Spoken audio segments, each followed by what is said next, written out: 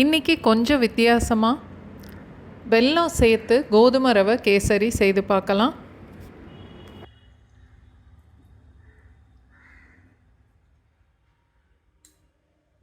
நல்ல அடி கனமான ஒரு பாத்திரத்தில் 2லிருந்து 3 டேபிள் ஸ்பூன் வரைக்கும் நெய் சேர்க்கணும்.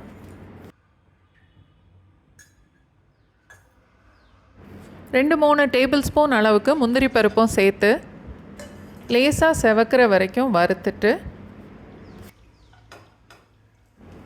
முந்திரி பருப்பை எடுத்து ஒரு தட்டில் மாற்றிடலாம். நெய் அப்படியே இருக்கட்டும்.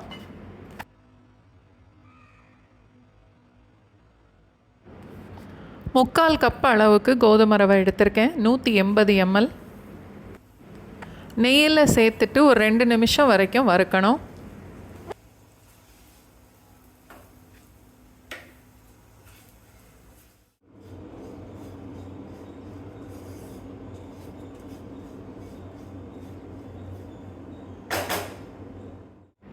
ரெண்டு நிமிஷத்துக்கு வறுத்துட்டு நல்லா கொதிக்கிற தண்ணி 3 கப் அளவுக்கு நான் சேர்க்குறேன். பொடி ரவையாக இருக்கிறதுனால 1 பங்குக்கு 4 பங்கு தண்ணி சேர்க்குறேன். ரவை கொஞ்சம் பருசாக இருந்தால் 5 பங்கு வரைக்குமே சேர்க்கலாம்.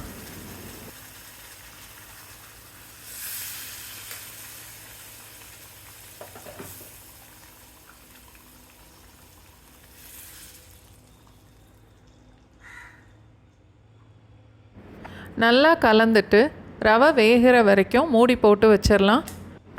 அடுப்பு லோ ஃப்ளேம்லேயே இருக்கட்டும்.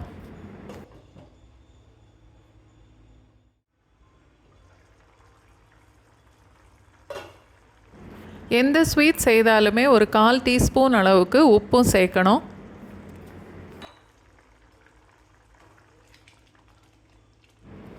நல்லா கலந்துட்டு மறுபடியும் மூடி வச்சிடலாம். ரவை இன்னும் கொஞ்சம் வேகட்டும்.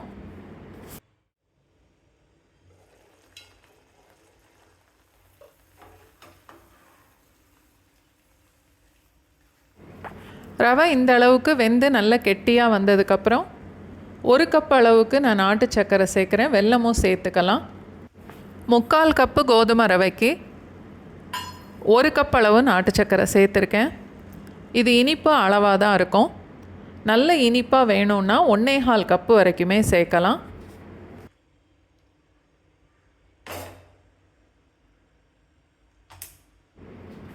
அரை டீஸ்பூன் அளவுக்கு ஏலக்காய் தூள்,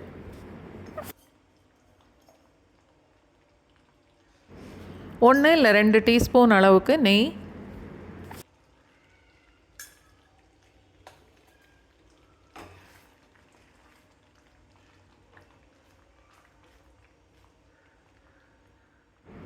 எல்லாம் சேர்த்து கலந்துட்டு மூடி போட்டு இன்னுமே 2 நிமிஷம் வேக வைக்கலாம்.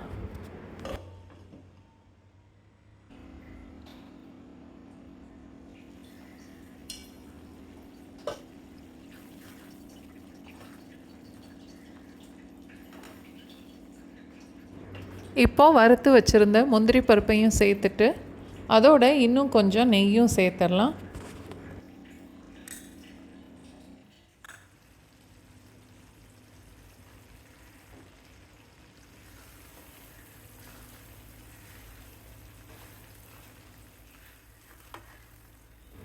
அடுப்பை லோ ஃப்ளேமில் வச்சுட்டு இன்னும் 2 நிமிஷத்துக்கு கைவிடாமல் கிளறிட்டே இருக்கணும்.